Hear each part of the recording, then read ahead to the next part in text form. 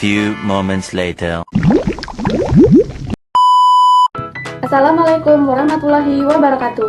Hai teman-teman, perkenalkan nama saya Ananda Rizky Saputri dengan NIM 8605444821 dari UPBJJ Universitas Terbuka Bandar Lampung, Fakultas Keguruan dan Ilmu Pendidikan, Prodi PGSD.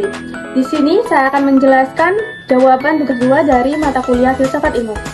Di sini saya akan menjelaskan beberapa hal. Yang pertama ada bagaimana filsafat ilmu mengawasi dan memperkuat eksistensi, keilmiahan, serta nilai-nilai dalam ilmu pendidikan. Yang kedua, bagaimana pendidikan yang bermakna dan bernilai turut memperkuat perkembangan filsafat ilmu.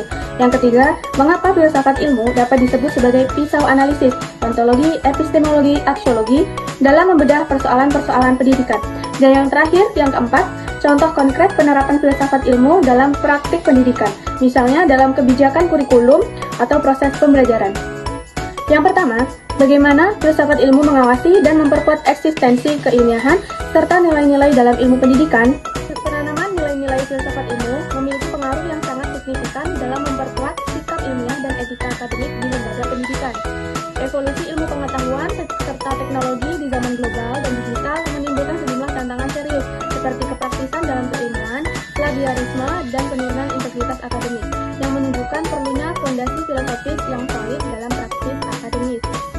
Nilai-nilai filsafat ilmu diinternalisasikan secara konsisten melalui pengajaran, proses pembelajaran, penelitian, dan kebiasaan akademik. Maka, sikap ilmiah dan etika akademik dapat dibangun dengan lebih kokoh dan berkelanjutan. Sikap ilmiah seperti normatif, tetapi juga berkembang menjadi kesadaran internal yang terintegrasi dalam identitas akademik. Dapat ditegaskan bahwa internalisasi nilai-nilai dari filsafat ilmu sangat penting dalam pendidikan. Filsafat ilmu seharusnya tidak hanya dianggap sebagai studi teoritis, tetapi harus terjalin secara reflektif dan konseptual dalam semua kegiatan akademik.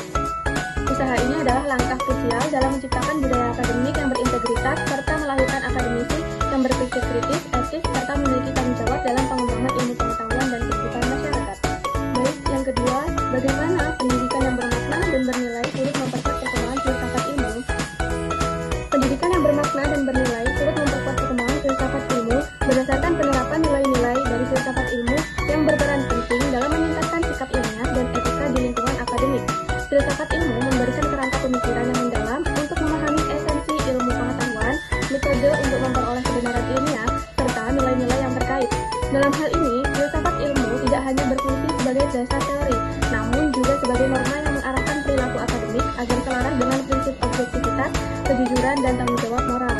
Yang ketiga, mengapa filsafat ilmu dapat disebut sebagai pisau analisis, ontologi, epistemologi, aksiologi dalam membedah persoalan-persoalan pendidikan? Filsafat ilmu dapat disebut sebagai pisau analisis karena filsafat ilmu melalui sudut pandang ontologis, epistemologis, dan aksiologis memberikan kerangka reflektif dan normatif dalam memahami esensi ilmu pengetahuan, metode dalam mencapai kebenaran ilmiah, serta nilai-nilai dan tanggung jawab moral yang menyertai proses tersebut. Penanaman nilai ontologis menguatkan sikap objektif dan kejujuran dalam memahami realitas ilmiah. Di sisi lain, nilai epistemologis membantu mengembangkan sikap kritis, rasional, dan terbuka terhadap kritik. Sebaliknya, nilai aksiologis menegaskan bahwa ilmu pengetahuan tidak terlepas dari nilai-nilai, melainkan harus dijalani dengan mempertimbangkan etika dan tanggung jawab sosial.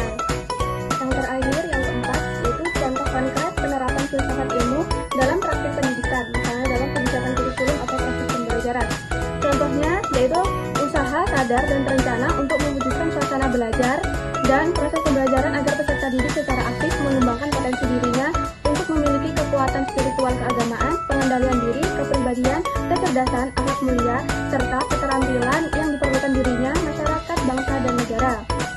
Perencanaan pendidikan secara sengaja dan sungguh-sungguh ini tentunya dilakukan oleh insan pendidikan yang mempunyai kewenangan dan tanggung jawab menyeluruh terhadap keberhasilan pelaksanaan proses pendidikan, khususnya pendidikan di sekolah dasar. Sekian hasil jawaban dari tugas 2 saya. Saya akhiri. Wassalamualaikum warahmatullahi wabarakatuh.